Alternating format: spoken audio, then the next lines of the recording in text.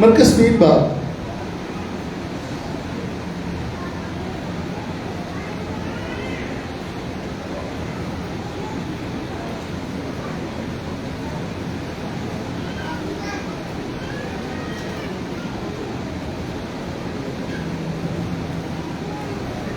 मरकज़ 3 बाब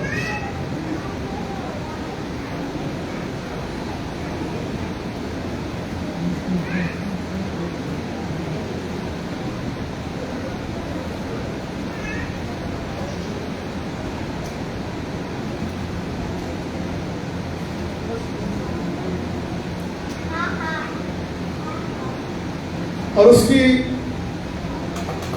13वीं 14वीं और 15वीं आयत खुदावंद के कलाम अक़दस में से तिलावत करेंगे।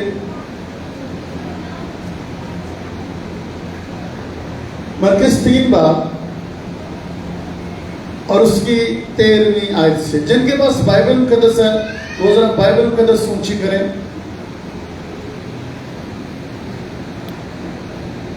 गुड, शाबाश। सनी सर बाइबल है ये 2 बाइबल मुक़द्दस, एक बाइबल मुक़द्दस पड़ी हुई है। अगर कोशिश करें कि घर से लेके आए, मैं जहां भी जाता हूं अपनी बाइबल मुक़द्दस अपने साथ लेकर जाता हूं। आमीन। खुदावंद के कलाम अक़दस में से हम सब मिलकर पढ़ेंगे मरकज़ 3 बाब और उसकी 13वीं आयत। और आज का जो हमारा मज़मून है वो ये कि हमारी तरक्की का राज वो क्या है? हमारी तरक्की का राज। थोड़ा पुत्र उच्च बोलिया करो। हमारी तरक्की का राज। जी, बाइबल मुक़द्दस में हवाला निकाल लिए। आइए हम मिलकर पढ़ेंगे। फिर वो पहाड़ पर चढ़ गया और जिनको वो आप चाहता था उनको पास बुलाया और वो उसके पास चले आए और उसने 12 को मुकर्रर किया ताकि उसके साथ रहें और वो उनको भेजे कि मुनादी करें और बदरूहों को निकालने का इख्तियार रखें। आमीन, आमीन। आज का कलाम मेरे लिए है। फिर से कहेंगे, आज का कलाम मेरे लिए है। आज का कलाम किसके लिए है? आज का कलाम किसके लिए है? मेरे लिए है। आमीन, हालेलुया। हम ये भी कह सकते हैं, खुदावंद फरमा कि तेरा बंदा सुनता है। कहिए, खुदावंद फरमा कि तेरा बंदा सुनता है। आमीन, हालेलुया। लिखा है, फिर वो पहाड़ पर चढ़ गया। फिर वो पहाड़ पर चढ़ गया और जिनको वो आप चाहता था उनको पास बुलाया और वो उसके पास चले आए। पहली बात, जिनको वो आप चाहता था, एक बात याद रखें, हम अपनी मर्जी से कुछ नहीं कर सकते। अगर हम मसीह में भी हैं तो ये उसकी मर्जी के वसीला से है। खुदा यीशु मसीह ने फरमाया, तुमने मुझे नहीं चुना, तुमने मुझे बल्कि मैंने तुम्हें चुन लिया। मैंने तुम्हें चुन लिया और मुकर्रर किया फल लाओ और तुम्हारा फल तुम में कायम रहे। तुमने मुझे नहीं चुना, मैंने तुम्हें चुना। जिनको खुदा यीशु मसीह ने चाहा उनको अपने पास बुलाया, उनको अपने पास बुलाया। कहां बुलाया? कहां बुलाया? किसी ठंडी जगह में या किसी नॉर्मल जगह पर? यीशु कहां पहले खुद गए? कहां गए? और फिर फरमाया कि तुसी मेरे पीछे हो। कहां? उधर पहाड़ पे जाना मुश्किल है, पहाड़ पे जाना मुश्किल है। हम ये चाहते हैं कि जिथे असी चाहते हैं यीशु तो उथे आ, जहां हम चाहते हैं यीशु तो वहां पे आ और हम फिर वहां पे तेरे साथ कुछ वक्त गुजारे। लेकिन जहां यीशु मसीह चाहते हैं वहां वो क्या है? वो पहाड़ है। और पहाड़ चढ़ना इतना आसान काम नहीं। पहाड़ पर जाने के लिए पहली बात तो यह है कि देखिए, अगर फर्ज करें हम यीशु को कहते हैं कि खुदा यीशु मसीह साढ़े मोहल्ले में आ जा, यहाँ हमें आसान होगा कि हम सारे यहाँ पे जल्दी इकट्ठे हो जाएंगे। लेकिन अब यीशु मसीह कहे कि नहीं पहाड़ पे आओ, तो वहां पहाड़ पे जाना का मतलब है कि जानवरों को छोड़ के जाना है, ऐसे ही फिर खानदान को ऐसे ही छोड़ के जाना है। पहाड़ पे जाना और आना सारा दिन भी लग सकता है और दिन और रात भी लग सकता है। टाइम का पता ही नहीं है कितना टाइम लगेगा। तो पीछे की होगा। हम तो यहाँ चर्च में आते हैं तो कोशिश करते हैं कि लेट जाएं, चर्च में लेट पहुंचे और वापस भी सबसे पहले निकले। चर्च में बैठे हुए भी हम अपने घर की फिक्र, कारोबार की फिक्र, मामलात की फिक्र और जहां बाद में जाना होता है वहां की फिक्र में रहते हैं कि मैंने वहां जाना। पहाड़ पे कैसे जाएं? आज शागिर्दियत के लिए पहाड़ पर चढ़ना नामुमकिन है, नामंजूर है। शागिर्द बनने के लिए तैयार हैं, तरक्की भी करना चाहते हैं। हम ये चाहते हैं यीशु हमें फौरन कहे जा और जाकर बदरूहों को निकालो, जा और जाकर बीमारों को शिफा दो। और जब हम जाएं बीमारों पर हाथ रखें, शिफा हो जाए, मुआवजे हो जाए और फिर क्या हो?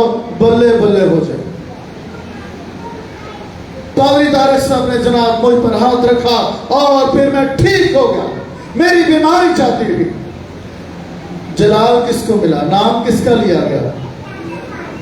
नाम किसका लिया गया? पादरी तारिक का। हम ये चाहते हैं नाम किसका लिया जाए? फलां ने मेरे लिए दुआ की, ये हो गया। फलां ने दुआ की, ये हो गया। फलां ने दुआ की, ये हो गया। फलां के हाथ रखने से ये हो गया। वो यीशु कितने गया? तरक्की तो हम चाहते हैं, हम ये भी चाहते हैं हम भी तरक्की करें और हमारी नस्ल भी तरक्की करे।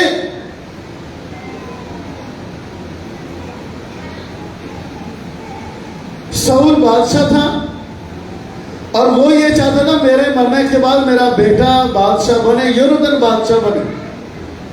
कौन बादशाह बने? यूनातन। और एक दफा जब बादशाह शाऊल बादशाह दाऊद को मरवाना चाहता था तो उसकी सिफारिश कर दी यूनातन ने कि जनाब उसका क्या कसूर है। तो शाऊल बादशाह अपने बेटे यूनातन पर इतना गुस्से हुआ कि उसने कहा, ऐ चंडालन के बेटे, तुझे नहीं पता कि जब तक ये दाऊद जिंदा है तेरा तख्त का इस्तेकाम मुश्किल है, तेरा तख्त पर बैठना मुश्किल है। अब अपने बेटे को इस्राएल का बादशाह बनाने के लिए वो दाऊद को कत्ल करना चाहता है क्योंकि उसे पता है कि दाऊद को खुदा ने चुन लिया। बास का हम गलत होते हैं, नाफरमानी की हालत में होते हैं, लेकिन हम ये चाहते हैं मेरी नस्ल तरक्की करे, मेरा बेटा बादशाह बने, मेरा बेटा बुलंदियों पर जाए, मेरी बेटियां और बेटे और इनको बड़ी बरकत मिल जाए। लेकिन हम उस मकाम पर नहीं आते जहां हमें यीशु मसीह लाना चाहता है। पहाड़ पर आओ, पहाड़ पर नहीं जा सकते, हम कारोबार नहीं छोड़ सकते, हम अपनी जिंदगी की फिक्रों से बाहर नहीं निकल सकते। एक हफ्ते की दुआ पे चर्च में दुआ होती है, आजकल 3 से 4 कर दी दुआ, 3 से 5 सॉरी, पहले 8 से 10 होती थी कोहलियां, 3-4 बंदे, और अब भी यही हाल है। कहने का मतलब यह है कि दुआ में बैठने के लिए, यीशु के साथ रफाकत रखने, दुआ में उससे बातें करने के लिए बंदे अवेलेबल नहीं, वक्त ही नहीं है, टाइम ही नहीं है। यीशु मसीह ने फौरन नहीं कहा कि जाओ और जाकर बुजुर्गों को निकालो, बल्कि लिखा है फिर वो पहाड़ पर चढ़ गया, जिनको वो आप चाहता था उनको पास बुलाया, उनको पास बुलाया। आज हर माँ बाप की ख्वाहिश है कि मेरा बेटा और मेरी बेटी भी गीत गाए तो अच्छे सामने आके गाए। परसों बता रहे थे कि उन्हें एक बंदा फोन कर रहा था, एक नौजवान के, पादरी साहब मैं चाहता हूं कि मैं आपके साथ मिलकर खिदमत करूं। तो काफी दफा उसने मैसेजेस भी किए और काफी पैसा कहता है कि बड़ी उसने ना मुझे मैसेजिंग की कि मैं आपके चर्च में आकर आपके साथ मिलकर खिदमत करना चाहता हूं। और खिदमत क्या थी, वो गीत गाता था। तो पादरी साहब ने उसे जवाब दिया कि ओके, हमारा अगले सोमवार से 21 दिन का दुआ रोजा है। कितने दिन का? तो आप इस तरह करें कि अगले सोमवार को सुबह 7 बजे मेरे पास आ जाएं, ताकि हम मिलकर दुआ रोजे में बैठ जाएं। पादरी साहब कहते हैं कि फिर मैं ही उसे मैसेज करता रहा हूं, उसके मैसेज का, मेरे मैसेज का फिर जवाब। वो पादरी साहब के साथ मिलकर खिदमत क्या करना चाहता था कि पादरी साहब चौकस सदीक के पुलपट पर जाकर गीत गाए।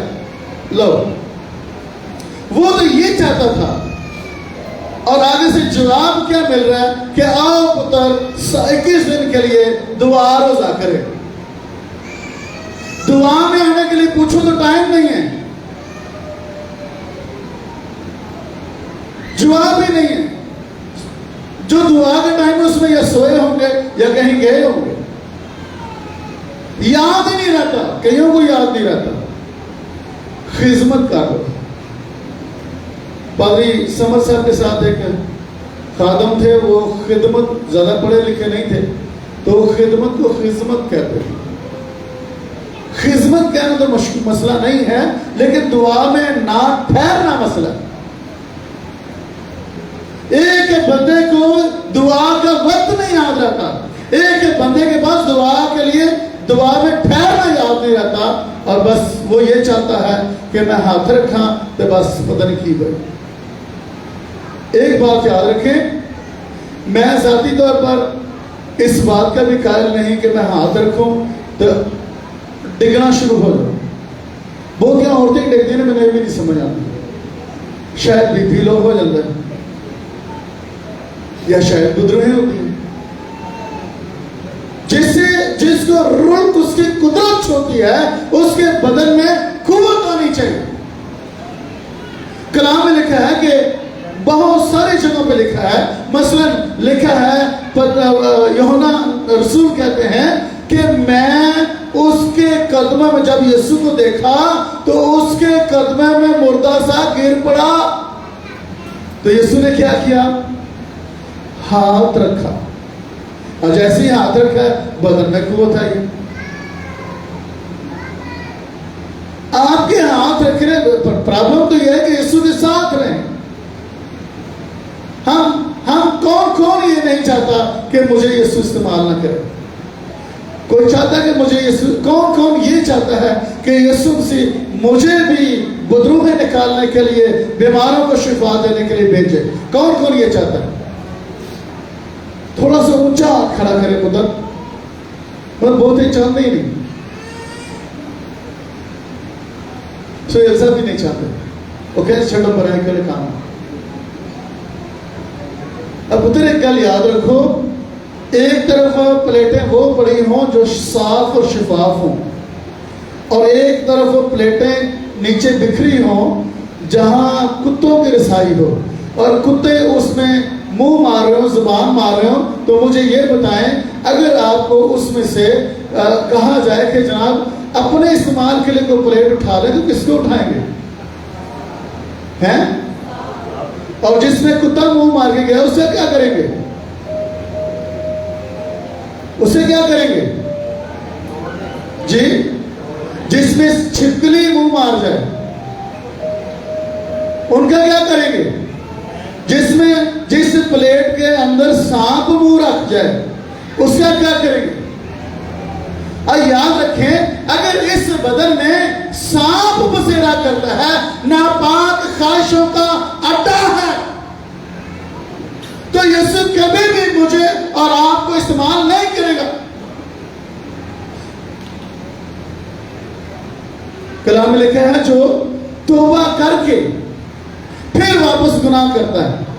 क्या करके? तौबा करके फिर वापस गुनाह करता है, वो किसकी मानद है?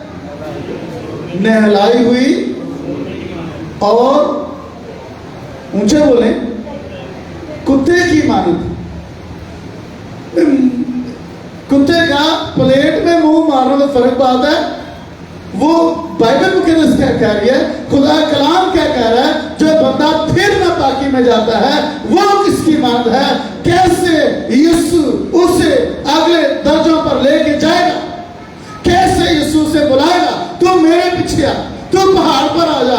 उसके लिए तो ये भी यीशु नहीं कहेगा कि पुत्र तू आ मेरे पहाड़ पर। जिनको यीशु ने चाहा, नापाक और नापाक ख्वाहिश में फंसे हुए दुनिया को यीशु नहीं बुला रहा, वो नाम के मसीही हैं। पावे हो गैर जुबाना बोलो, अंदर नापाक ख्वाहिशें भरी है, अंदर नापाक है, अंदर लालच और बदी का घर बना हुआ है, अंदर गुरूर से भरा हुआ बंदा। जब तक हम पाक नहीं होंगे, हम रूहानी तरक्की करना चाहते हैं, हम ये चाहते हैं मेरी नस्ल भी तरक्की करे। पिछले तीन संडे से हमने ये सीखा कि रास्तबाज की औलाद, पर रास्तबाज है कौन? जिसके पास दुआ करने का वक्त नहीं, जिसके पास खुदा के मज़बा पर जाने का वक्त नहीं। चर्च भी आते हैं तो हम बास का दिखावे के लिए आते हैं, और जहां कहीं जिथे ज्यादा प्रेशर पैदा ना, फिर असं उधर ही नाचने। मसलन अगर प्रेशर आ गया है अवाम का, रिश्तेदारों का, दुकानदार का, कारोबार का, ड्यूटी का, जिधर का भी, उधर चले जाते हैं, खुदा को छोड़ देते हैं। हमारे ईमान का लेवल ये, हमारा हाल ये। अगर आप गुजरांवाला चले गए हैं मेहमान के तौर पर, तो क्या वहां चर्च नहीं की है? अगर आप लाहौर चले गए, दूसरे मुल्क में चले गए, क्या वहां चर्च नहीं है? चर्च तो हर जगह। अगर आप अपने घर में तो दुआ कर रहे हैं, दूसरी जगह जाके दुआ नहीं हो रही, क्यों नहीं हो रही? भाई अपने घर में भी तो खाना खाते हैं ना, कितने टाइम? खुरम साहब कितने टाइम अपने घर में खाना खाते हैं? कितने टाइम? तो अपने घर में दुआ क्यों नहीं होती? कितने टाइम? और अगर अपने घर में दुआ होती है तो फिर जहां कहीं भी आप जाएंगे, कहीं और भी अगर फर्ज करें मैं यहां से लाहौर चला जाऊं तो वहां भी तो खाना खाऊंगा, तो मेरी दुआ क्यों थे बंद हो जाएगी? कहते जगह ही नहीं मिली। यीशु के साथ रहना ये हमारी प्रायोरिटी होगी तो हमारी तरक्की होगी। ना सिर्फ मेरी तरक्की होगी, मेरी नस्ल की तरक्की होगी। खुदा की फरमाबरदारी। यहां देखिए, फिर वो पहाड़ पर पर चढ़ गया। जिनको वो आप चाहता था उनको बुलाया और वो उसके पास चले आए। बहुत से मुझे एल्डर मिलते हैं जो ये चाहते हैं कि सानू एल्डर बना दो, बल्कि कोशिश तो होती है कि शायद पादरी साहब सानू पादरी क्यों ना कर, असिस्टेंट पास्टर बना दे। लेकिन जब उन्हें कहने के आए दुआ, तो कहते हैं दुआ ते पादरी साहब शाम में बहुत फंसा हूं, फलान टाइम बहुत फंसाता हूं, फलान दुआ में नहीं बैठता। एक बहुत अर्सा पहले की बात, एक पादरी साहब थे, चलते फिरते इधर आ गए ढोक चौधरिया में, तो किसी ने बताया कि पादरी तारक साहब, उनको कहें कि अपने चर्च में आपको कलाम सुनाने का मौका दें और आप वो बड़े जनाब पैसा पुसा भगवान वो सही सपोर्ट करेंगे। तो उस बंदे ने मुझे फोन किया, पुरानी बात है, शायद आप उसका नाम जानते हो, सुलेमान नासरी। उसने मुझे फोन किया कि पादरी साहब, मैं कहा हाँ जी, मैंने आपके साथ मिलकर खिदमत करनी। मैंने कहा जी मोस्ट वेलकम, आ जाए, बैठे जी। हमने एक दूसरे से बातचीत की, पूछा उनकी खिदमत, फिर उन्होंने कहा कि मैं आपके साथ मिलकर खिदमत करना चाहता हूँ और मैं चाहता हूँ कि इस इतवार को मैं कलाम भी शेयर करूँ। मैंने कहा अच्छा, तो आप सारा दिन क्या करते? कहते जी बस दुआ ही होती है सारा दिन। मैंने कहा वाह, मुझे तो ऐसा बंदा चाहिए। मैंने कहा लो जी, सुबह 7:30 बजे मैं घर से निकल जाता हूँ, तो आप मेरे रास्ते में रह रहे हैं, तो आपको बस आप मेरे रास्ते में खड़े हो तो हम आगे चर्च सुबह चले जाया करेंगे, वहां पे बात किया करेंगे और पूरा हफ्ता मेरे साथ गुजारें, फिर देखेंगे कि आपको कलाम सुनाने का मौका कब देना। पहले दिन अभी 7:15 बजे बंदे का फोन आ गया, पादरी साहब कितने हो? मैं कहा जी बस मैं तैयारी कर रहा। अच्छा, मैं तो गली में खड़ा हूँ, चौकी वाली गली में खड़ा हूँ। मैंने कहा वाह, बंदा बड़ा एक्टिव है। लो जी आए, हम यहाँ पे दुआ में बैठे। दुआ में जब बैठे तो घंटा तो दुआ की, कुछ 2-4 लेडीज थी वो चली गई। मैं क्या छुट्टी तो नहीं गई, 2 घंटे और हमने दुआ करनी। हाँ भाई साहब ठीक है। लो जी 2 घंटे हमने और दुआ की, उसके बाद पैदल हम वापस चर्च गए। अगले दिन मैंने फोन किया, बंदे ने नहीं फोन किया, मैंने फोन किया कि यार कितने हैं, बस वैसे निकलने लगा। तो अगले दिन बंदा को फिर मैंने को 2-3 घंटे दुआ में ठहराया। उससे अगले दिन फिर मैंने फोन किया, बंदे ने नहीं फोन किया, मैंने फोन किया कि भाई किधर हो? तो उसने कहा जनाब मैं तो रात को फलां जगह गया था, वहां बड़ी बदरूहें निकाली हैं और बड़ा काम हुआ खुदा का, लिहाजा आज मैं नहीं आ सकता। उस दिन के बाद उस बंदे ने सुबह 7:30 बजे मेरा फोन अटेंड करना भी बंद कर दिया, क्योंकि उसे पता था कि जाना खाने वास्ते। वो तो ये चाहता कि यहाँ पुलपट पर खड़े करके मुझसे कलाम सुना जाए, मैं बुजुर्गों में निकालूं और मैं जनाब बीमारों को शिफा दे दूं, मैं ये कर दूं, मैं वो कर दूं। लेकिन एक बात याद रखें, ये मैं वाली दुनिया बड़ी है, लेकिन दुआ में बैठने वाली दुनिया नहीं है।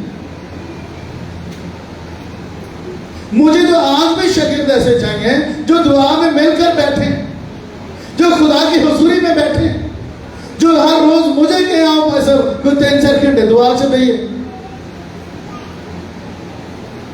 और जो मुझे ये कहें कि चलो जी चलिए और फलां पर से चलिए तो फलां पर से, मेरी दुआ ये सब नहीं गई। कैसे तरक्की होगी हमारी? अगर हम ये चाहते हैं कि मेरी तरक्की हो, मेरी नस्लों की तरक्की हो, तो फिर याद रखें यीशु मसीह के पास जाना पड़ेगा। और कहां जाना पड़ेगा? पहाड़ पर जाना पड़ेगा। कहां जाना पड़ेगा? पहाड़ पर जाना पड़ेगा। मुश्किल हालात में से गुजरना पड़ेगा, कुर्बानियां देनी पड़ेगी। पहाड़ ऊंचाई का नाम है, पहाड़ एकदम में उसमें चढ़ा जाता है। पहाड़ दुखों में से गुजरने का नाम है, पहाड़ मुश्किलात में से गुजरने का नाम है, पहाड़ बहुत कुछ छोड़ने का नाम है। पहाड़ कुर्बानी देने का नाम है। यीशु वहां खड़ा है। यीशु के पास ऐसे नहीं जाया जा सकता जब तक आप बहुत सी चीजों को छोड़कर आगे ना बढ़ेंगे, जब तक आप मुश्किल हालात से गुजरेंगे नहीं। और पहाड़ पर जाना क्यों है? लिखा है और वो उसके पास चले आए। उनके पास कोई डिमांड नहीं थी, हमें ओहदा कौन सा देंगे। भाई इसलिए मुझे कहते हैं कि एक दिन इसी गली में एक बंदे ने रोक के पूछा, जी तुसी भी सुनया पादरी साहब ना विजिट कर दो, ਤੁਹਾਡਾ ओहदा की है, ਤੁਹਾਨੂੰ ओहदा की मिले। एक बात याद रखें कि यीशु मसीह ने अपने शागिर्दों को कोई ओहदा, किसी को शागिर्द को ओहदा दिया? कोई? सारे शागिर्द, शागिर्द ही सबसे बड़ा ओहदा है, बेहतरीन ओहदा शागिर्दियत है। और शागिर्दियत में फर्माबरदारी है। और फिर लिखा है और उसने 12 को मुकर्रर किया। आप मुकर्रर कर दिया, मुकर्रर करने के बदले इख्तियार दे दिया, लेकिन मुकर्रर किस बात के लिए किया है? ताकि उसके किसके पास बाइबल है? ताकि उसके क्या लिखे आगे? क्या लिखे है? साथ रहें। आप यहां आए हैं किसके लिए? यीशु मसीह के साथ रहने के लिए। तो कल सुबह कौन आएगा यहां? यीशु के साथ रहने के लिए। हफ्ते की शाम को कौन आएगा यहां? यीशु के साथ रहने के लिए। जुमे की शाम को कौन आएगा यहां? यीशु के साथ। पर कोई नहीं। कौन कौन होता है? जुमे की शाम, हफ्ते की शाम कौन आता है? चंद लोग, और उसमें औरतें ज्यादा होती हैं। ये भी गवाही कि उसमें औरतें ज्यादा, क्या बंदे कोई नहीं। बंदे अपने घर में बाहर बैठे कुर्सी ला, टाइम नहीं। ये कहलाना, स्कूल में अगर रजिस्ट्रेशन है तो नाम किसका पता सब कितना नाम लिखे जाना? स्कूल में रजिस्ट्रेशन का नाम तो बच्चे को दर्ज कराने के लिए किसका नाम लिखा जाता है? इतनी मैं चाहना प्यो का नाम लिखा है। और बाप बनना ये मैं चाहता हूं कि ये मेरा बेटा, ये मैं बाप हूं, मैं ये तो मैं वो हूं, लेकिन उनके लिए दुआ में ठहरना किसने? यीशु के पास जाना किसने? यीशु के साथ रफाकत रखने किसने? अजीजों, लिखा है ताकि वो उनके साथ रहे। सबसे अहम बात, यीशु के साथ रहना क्यों जरूरी है? क्यों यीशु के साथ रहे? क्यों यीशु ने उनको अपने साथ रखा? इसलिए ताकि यीशु मसीह उनकी तरबियत करे और नसीहत करे। यीशु मसीह के शागिर्दों में एक बात आ गई कि हमें बड़ा कौन है? हमें बड़ा कौन है? कौन सीनियर है, कौन जूनियर है? ये सीनियर पास्टर साहब हैं, ये जूनियर पास्टर साहब हैं, ये तो बिल्कुल ही चर्च में छोटा सा ओहदा है इसका, ये जूतियां सीधा करने वाले बंदा, ये इसका ओहदा तो है ही कोई नहीं, ऐसे ओहदा ही कोई नहीं। चर्च में जिसका ओहदा नहीं है और जिसका जो अपने नाम के साथ लिख लेता है सीनियर पास्टर साहब, एक बात याद रखें, ये दोनों ही यीशु मसीह की नजर में इनमें बड़ा कौन है? यीशु मसीह की नजर में इनमें बड़ा, जब शागिर्दों में ये बात आई कि इनमें बड़ा कौन है, तो कौन था बड़ा इनमें? वो जो अपने आप को छोटा बनाए, वो जो अपने आप को छोटा। सीनियर पास्टर साहब के गले में अगर गर्दन में सरिया है ना, तो वो यीशु की नजर में बड़ा नहीं है। वो तो पता नहीं कि जन्नत में फिरदौस में भी यीशु के पास जाएगा कि नहीं जाएगा? क्योंकि गर्दन में सिर गया है, गरूर है, मैं सीनियर पास्टर साहब। याद रखें, यीशु मसीह ने तो अपने शागिर्दों को अपने साथ रखा है फरोतन बनने के लिए, आजिज होने के लिए, हलीम होने के लिए, तरस और रहम से भरे होने के लिए। वो रूह जो यीशु में है, वो सोच जो यीशु की है, वो खिदमत जो यीशु की है, वो यीशु ने उनको अपने साथ इसलिए रखा है ताकि ये इनमें ट्रांसफर हो। यीशु मसीह ने 2 शागिर्दों को भेजा कि जाओ जी खाना लेके आओ, और वो शागिर्द चले गए और जिस गांव में गए वो सामरियों का गांव था। और सामरियों के गांव में जब वो खाना लेने गए तो उन्होंने कहा खाना तो क्या, उन्होंने उन दोनों शागिर्दों की बड़ी बेइज्जती की। अब ये शागिर्द बड़े गुस्से में आए हैं वापस। इन्होंने कहा अच्छा एक बार यीशु मसीह को पूछ लिए फिर तेरा बंदोबस्त कर। वापस आए, उस्ताद मोहतरम खाना लेने गए थे लेकिन इन लोगों ने बड़ी बेइज्जती की है। ये सामरी हैं, ये नापाक लोग हैं, इन लोगों ने हमारी बेइज्जती की है। यीशु मसीह हमारी बेइज्जती देखें, आपके शागिर्दों की बेइज्जती हुई है। इनका अगर आपका हुक्म हो, अगर आप इजाजत दें तो हम क्या करें? पढ़ा हुआ ना आपने कि नहीं पढ़ा हुआ? अगर आप इजाजत दें तो हम क्या करें? आसमान से जैसे एलिया ने आग मांगी थी, ऐसे हम भी आसमान से आग मांगे ताकि आग नाज़िल हो, इस गांव को ही खा जाए। तो आगे से शागिर्दों को क्या सुनना पड़ा? लिखा है यीशु मसीह ने अपने इन शागिर्दों को डांटा। तुम्हें नहीं पता कि तुम कैसी रूह के हो। यीशु ने शागिर्दों को अपने साथ रखा ताकि उनको तरबियत करे, उनको नसीहत करे, उनके अंदर से गुरूर को और नाराजगी को दूर करे, उनकी आदत को दुरुस्त करे। आज हम यीशु के साथ रहना टाइम ही नहीं, यीशु के साथ रहें तो यीशु हमारी तरबियत करता है। और एक बात याद रखें कि ये तैयारी का अमल है। कुछ अरसा यीशु के साथ रहे, तकरीबन 3 साल, ये तैयारी का अमल था। उन्हें नहीं पता था कि आगे क्या होगा, लेकिन यीशु मसीह को पता था कि आगे क्या होगा। उन्हें नहीं पता था, वो तो वो बंदा था। पतरस लिखा है कि जब यीशु मसीह ने फरमाया कि इब्ने आदम पकड़वाया जाएगा तो वो यीशु को साइड पे ले गए, कहने लगे खुदा यीशु मसीह ये आप कैसी बात कर रहे हैं, ऐसा नहीं होगा।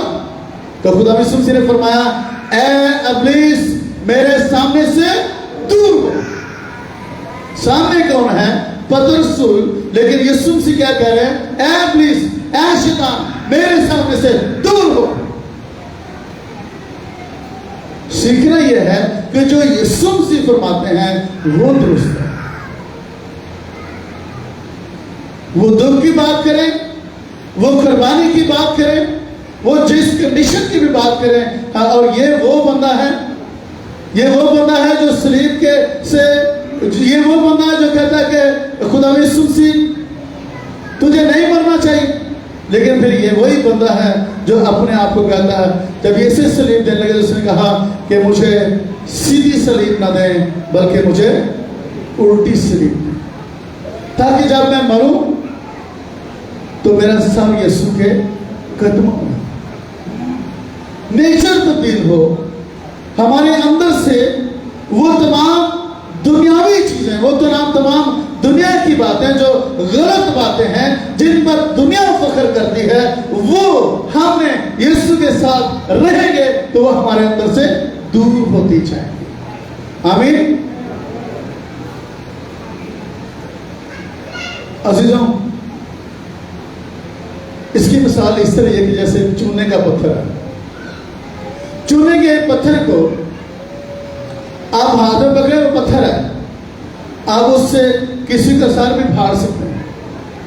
उसके अंदर गैसेज हैं, अगर उस पर हल्का सा पानी डालें तो एकदम वो गर्म हो जाता है। लेकिन उसी चूने के पत्थर को, यानी वो हमारे लिए अगर पत्थर की हालत में है तो वो हमारे लिए बेनिफिट नहीं है, वो हमारे लिए फायदेमंद नहीं है चिट्टा। आज भी चर्च की हालत ये है चिट्टे। मसीह के नाम के वसीला से ये ऊपर से चिट्टे हैं, लेकिन है पत्थर और अंदर आग भरी हुई है। इसी चूने के पत्थर को जब पानी के ड्रम में डालते हैं तो ये खोलना शुरू करता है, पानी इसके अंदर जाना शुरू होता है, और जैसे जैसे पानी इसके अंदर जाता है, पानी को गर्म करते हैं तो इसके अंदर गर्माइश होती है, केमिकल एक्शन। लेकिन सुनो, देखें तो आप चेक करें, ड्रम में हाथ मारें तो आपको पत्थर कहीं नजर, पत्थर कहां गया? वो पाउडर बन गया, पानी के साथ मिक्सिंग करके पाउडर बन गया। अब उसे मिक्स करें और मिक्स करके पानी और चूने का पत्थर जो चूना बन चुका है, चूने का पाउडर बन चुका है, जब इसे निकाल कर हम दीवारों पर करते हैं, इसे दीवारों पर लगाते हैं तो क्या होता है? दीवार की गंदगी को खत्म करता है। ये दो काम करता है। पहली बात तो ये कि ये हर तरह के जरासीमों को मार देता है, जहां आप लगाएंगे वहां के जरासीम मर जाएंगे। और दूसरी बात ये क्या करेगा? उस कलर को तब्दील कर देगा। आमीन। उस कलर को वो रंग अगर मिट्टी वाला था, वो आप जब चूना फेरेंगे तो वो रंग सफेद हो जाएगा। इसी तरह ईमानदार जो चूने के पत्थर की हालत में है वो खतरनाक है, वो दुनिया के लिए खतरनाक है। लेकिन वह ईमानदार जो खुदा के कलाम के वसीला से, जो खुदा के कलाम को अपने अंदर लेते हैं।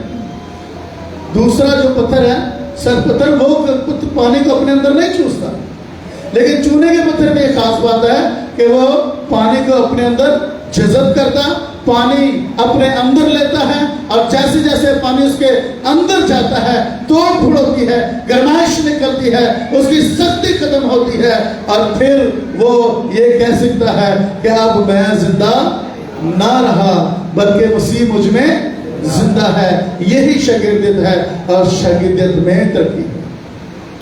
फिर जब आप जाएंगे यीशु के साथ वक्त गुजार के जाएंगे, फिर आप मुनादी करेंगे, फिर आप इंजील की मुनादी करेंगे, फिर आपके अंदर गवाही होगी, फिर आपके अंदर यीशु पेश होगा, और फिर जिंदगियों की निजात, रूह की शिफा और जिंदगियों की गवाही के लिए यीशु आपको इस्तेमाल करेगा। हालेलुया। क्योंकि आप वो प्लेट नहीं जिसमें कुत्ते ने चाहता है, अब वो प्लेट नहीं जिसमें सांप बैठ कर गया है, अब वो साफ और शिफा प्लेट है जिसे खुदा के कलाम के पानी ने धोकर पाक और साफ कर दिया। हालेलुया। आइए अपने कदमों पर खड़े हों और अपने आप को पेश करें। खुदा मुझे पाक कर अपने कलाम के वसीला से, और मैं तेरे कदमों में रहना चाहता हूँ, और मैं तेरे कदमों में